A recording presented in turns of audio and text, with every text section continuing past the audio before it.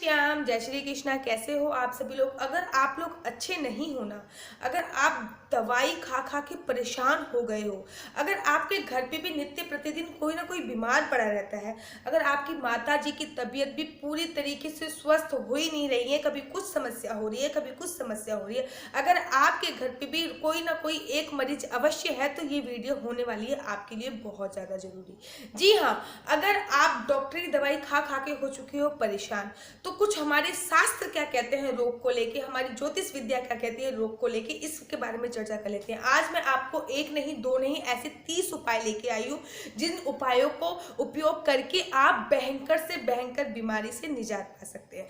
जी हाँ, अगर आपको भी सबसे पहले इंपॉर्टेंट बात है कि अगर आपको दवाई लेने जानी है, जी हाँ, अगर आपको डॉक्टर के यहाँ पे दवाई लेने जानी है ना, तो हमारी ज्योतिष विद्या के अनुसार आपको सोमवार का दिन सिलेक्ट करना चाहिए। आप सोमवार के दिन अपने डॉक्टर के पास दवाई लेने जाइए, और डॉक्टर के पास दवाई लेने के बाद आप उस दवाई को भगवान भोलेनाथ को, एक खुराक भगवान भोलेनाथ को समर्पित कीजिए, प्रथम खुराक, और उसके बाद उसका सेवन कीजिए।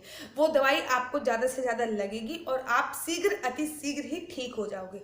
अगर आपके घर पे भी कोई ना कोई बीमार हमेशा पड़ा रहता है ना, तो उस बीमार वाले दिन झाड़ू दान कराइए। चाहे आप मंदिर में दान करा सकते हैं, किसी के घर पे दान करा सकते हैं, गरीबों को दान करा सकते हैं, अनाथ आश्रम में दान करा सकते हैं। उससे झाड़ू दान करवाइए और देखिए उसका रोग जल्दी से जल्दी खत्म हो जाता है।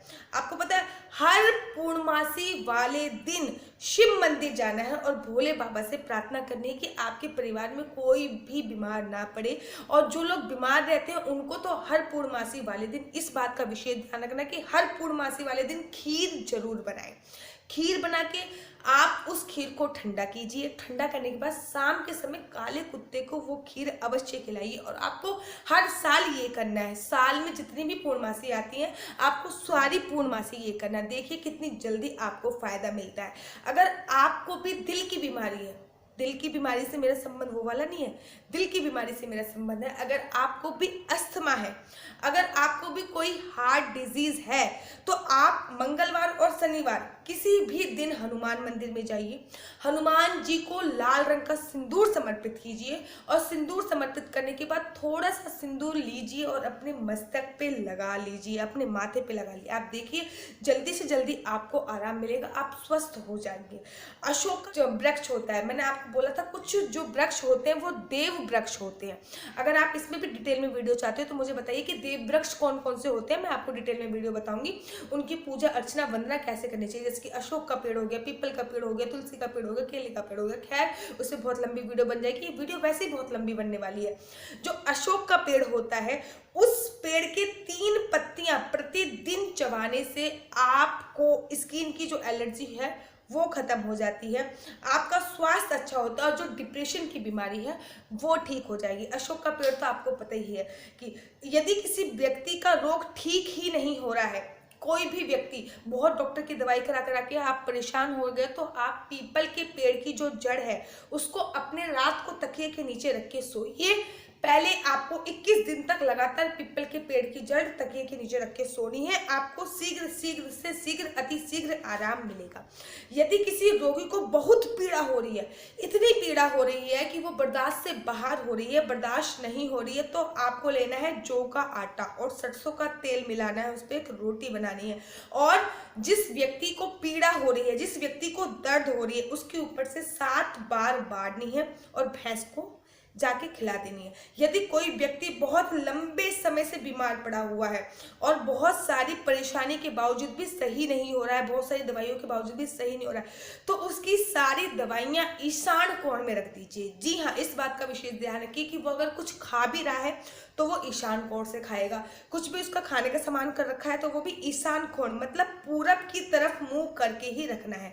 सभी रोगों में पीपल की सेवा बहुत आवश्यक है। जी हाँ, रविवार वाले दिन छोड़ के आप नित्य जो भी आपको रोग है, अगर आप अस्थमैटिक है, अगर आप कोई भी परेशानी है, घुटनों का दर्द वगैरह, अगर बीमारी सही नहीं हो रही, दरिद्रता है घर पे, तो आप मात्र रविवार वाले दिन छोड़कर आप पीपल को मीठा जल अर्पित कीजिए। मीठा जल अर्पित करने के साथ साथ ही उसकी जड़ों को टच कीजिए, उसकी जड़ों को स्पर्श कीजिए और अपने मस्तक पे त्रिपुंड की तरह लगा लीजिए और उसकी 7 परिक्रमा कर लीजिए।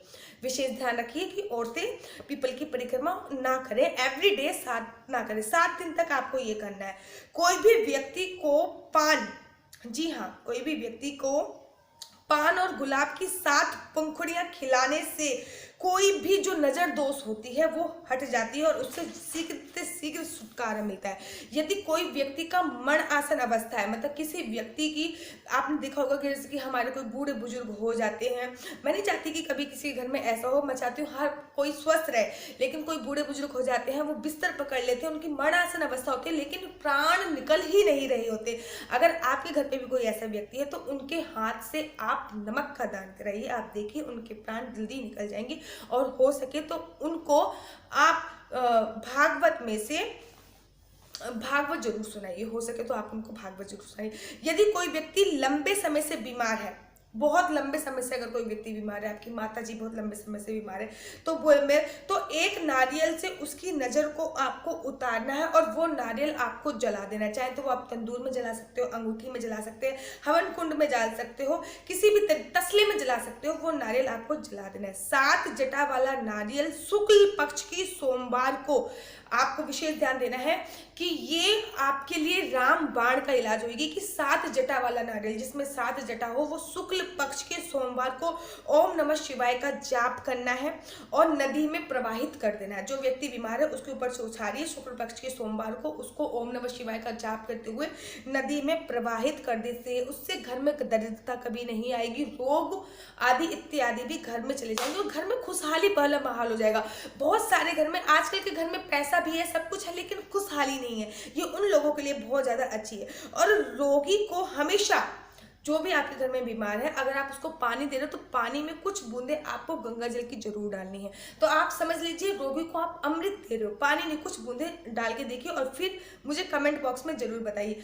हर माह में प्रथम सोमवार सवेरे अपने इष्ट देवता का नाम लीजिए और पीली सरसों सरसे बारी, ऐसी 7 बार आपको पीली सरसों सरसे बारी, मतलब महीने के पहले सोमवार में आपको क्या करना है, 1 मुट्ठी सरसों लेनी है, उसको 7 बार अपने सर से बाड़ना है और 7 बार घुमाना है और घर के बाहर फेंक देना है। इससे आप देखोगे कि जो रोग हैं वो आपके पास भी नहीं आएंगे, आपके परिवार के पास भी नहीं आएंगे। अगर आप रोगी भी हो तो जल्दी से जल्दी ठीक हो जाएंगे। अगर आपकी माताजी या पिताजी निरंतर उनको रोग सता रहा है, वो ठीक नहीं हो पा रहे हैं, तो आपको क्या करना है, सोमवार वाले दिन 121 पेड़े लेने हैं। पेड़े, जो पेड़े नहीं तो खाने वाले जो पेड़े, वो पेड़े लेने हैं और पेड़े लेके गरीब और बच्चों को दान कर दीजिए।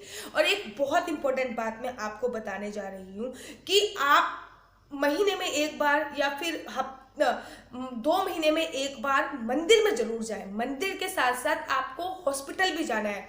2 महीने में 1 बार जाएं, 6 महीने में 1 बार जाएं, ये नहीं रूटीन चेकअप के लिए नहीं, गरीबों को दान करने, जो भी आपसे हो रहा है, फल हो रहा है तो फल दान करके आ जाओ 1 किलो, फ्रूट्स हो रहे हैं तो फल फ्रूट्स दान करके आ जाओ, फ्रूट ही दान करके आ जाओ, जो भी आपको अच्छा लगे वो आप दान करके आ जाओ।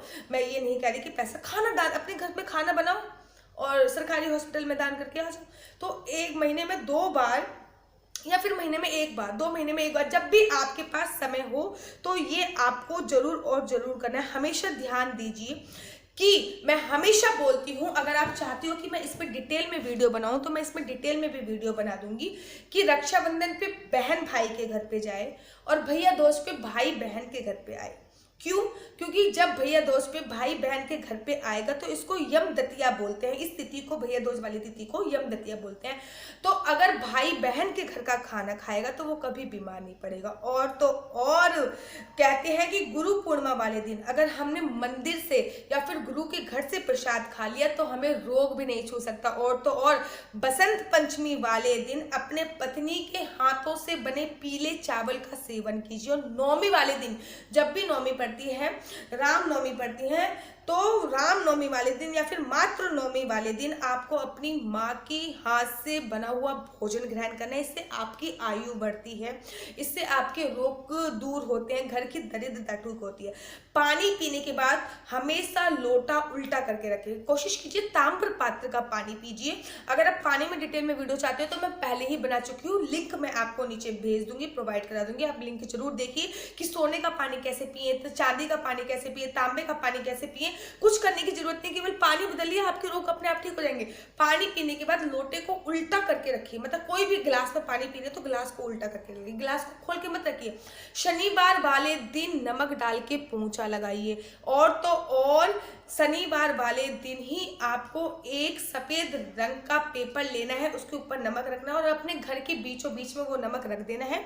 शनिवार वाले दिन सुबह उठ के जल्दी से जल्दी उसको नाली में फेंक देना है। ध्यान रखें कोई देखे ना, पीछे मिनट के नहीं देखना चाहिए, गैस पीछे मुड़ के नहीं देखना है। गैस पर कभी भी खाली बर्तन ना रखें।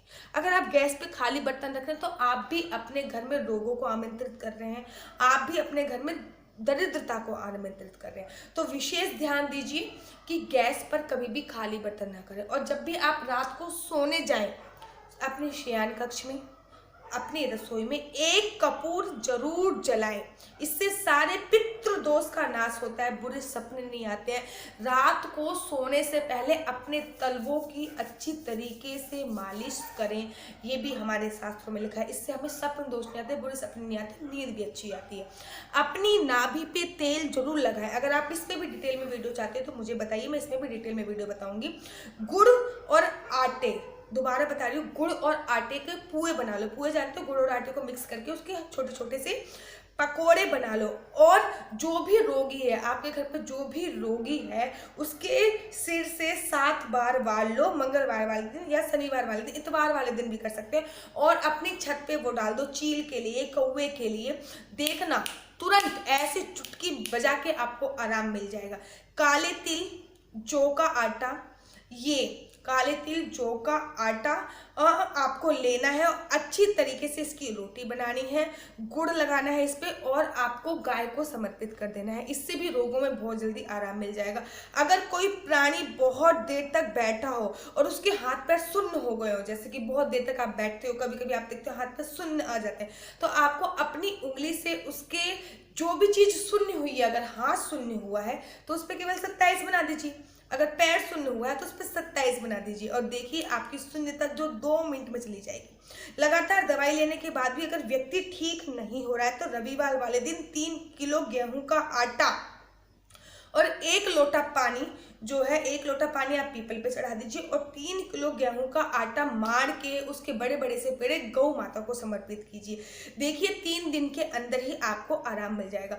जिस घर में स्त्री निरंतर बीमार रहती है, जिस घर में स्त्री निरंतर बीमार है, स्वास्थ्य उसका सही नहीं हो रहा है, उस घर में कोशिश कीजिए कि आप तुलसी माता को लगाइए। तुलसी माता की नित्य प्रतिदिन पूजा अर्चना वंदना कीजिए।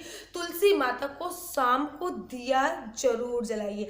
और घर में कोई बीमार हो जाए तो उसको हमेशा शहद में चंदन मिलाकर मस्तक पे लगाइए। मैं हमेशा बोलती हूँ कि मस्तक पर तिलक जरूर लगाइए, कभी बीमार नहीं पड़ोगे। अपने गले पे तिलक लगाइए, अपने मस्तक पे तिलक लगाइए, 5 जगह पे तिलक जरूर लगाना है। अगर आप इसमें भी डिटेल में वीडियो चाहते हैं तो मुझे जरूर बताइए। और ये मैं आपको पहले ही बता चुकी हूँ कि पूर्णमासी वाले दिन आपको क्या करना। तो ये मैंने आपको 30 उपाय बताए हैं, 30 उपाय। और सबसे अंत में अपनी रसोई में रात को पूरा सफाई करके अपने बर्तन कभी भी सिंक में नहीं छोड़ने हैं, उनको हमेशा मांज के रखना है। अपनी रसोई में पूरा सफाई करके रात को एक कपूर जला के जरूर सोएं, कपूर जलाकर जरूर सोएं, और जिससे आपके घर के रोग दरिद्रता सब मिट जाएंगे। वीडियो बहुत ज़्यादा लंबी हो जाएगी।